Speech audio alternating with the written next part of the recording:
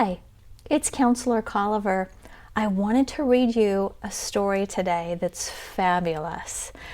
I think that you'll like it because it has adventure and it has a spirit of self-reliance in it that'll make you feel brave.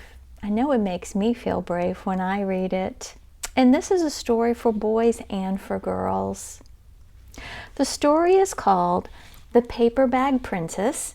It's written by Robert Munsch, and the illustrator is Michael Marchenko. Elizabeth was a beautiful princess. She lived in a castle and had expensive princess clothes. She was going to marry a prince named Ronald.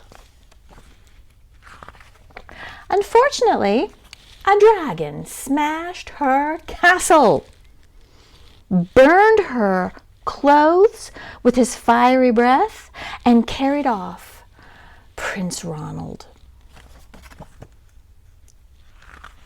Elizabeth decided to chase the dragon and get Ronald back. She looked everywhere for something to wear, but the only thing she could find that was not burnt was a paper bag. So she put on the paper bag and followed the dragon. He was easy to follow because he left a trail of burnt forest and horse's bones.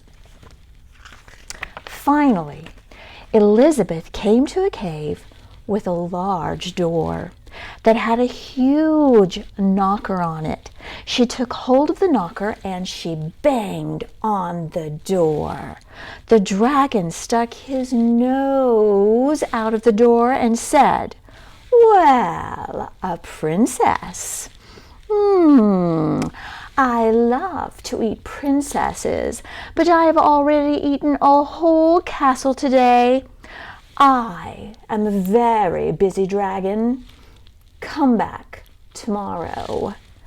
He slammed the door so fast that Elizabeth almost got her nose caught.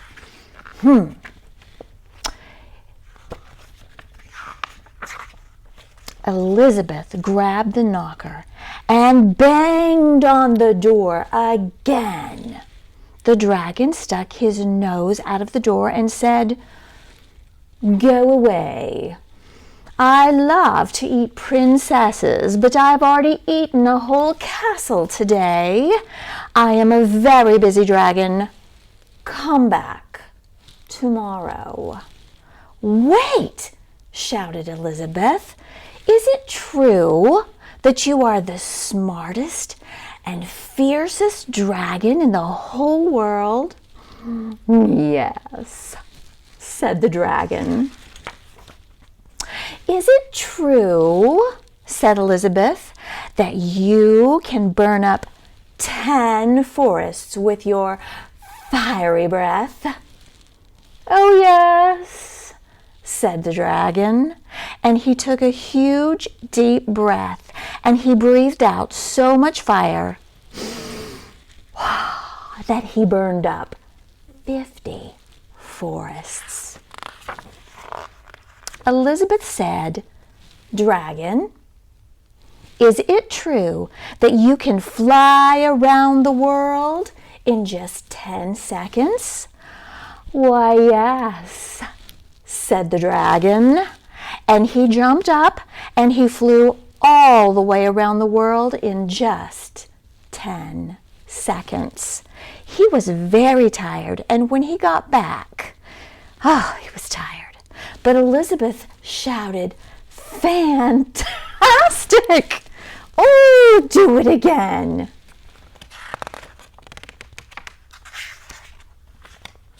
So the dragon jumped up and he flew around the whole world in just 20 seconds. And when he got back, he was too tired to talk. And he lay down and went straight to sleep. Elizabeth whispered very softly, "Hey, dragon." The dragon didn't move at all. She lifted up the dragon's ear and she put her head right inside and she shouted as loud as she could, "Hey, dragon!" The dragon was so tired that he didn't even move.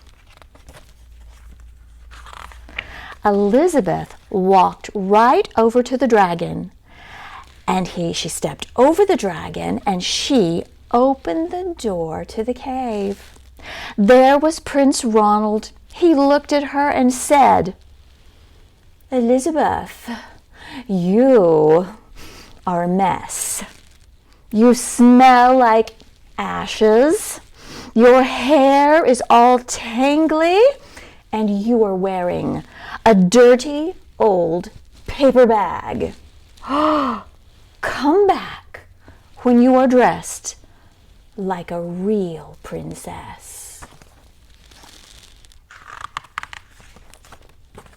"Ronald," said Elizabeth, "your clothes are really pretty and your hair is very neat. You look like a real prince, but you are a bum. They didn't get married after all." The end. Don't you just love that story? I think it's fabulous because Elizabeth wasn't going to let a fierce dragon who could breathe fire and burn things up and destroy everything that she'd ever owned and take something away that she thought she loved and leave her in a pitiful paper bag. Oh no, that spirit of tenacity, which means I will grab a hold of this and I will not let go and I will not give up and I will win, kicked into Elizabeth. And she was going to use her mind, her ingenuity, which means solving problems, her creativity, and her independence and her self-confidence in herself, and she was going to outsmart the dragon, even though he was stronger and could do so much damage, and she was going to go after the one she loved. And Ronald, what did he do? He showed his true characters, didn't he? He showed that all that really mattered to him was the appearance of royalty, what royalty or a princess looked like, not what was inside. So as we take this lesson of the paper bag princess to heart and we keep that in our mind, let's always remember, boys and girls, that it's what's inside a person that really matters. It's not what you look like. It is our mind and our bravery and our confidence and our sense of who we are and our worth that can propel us through this life. Until next time, enjoy being brave, and I dare you to find worth in what matters inside, not what things look like.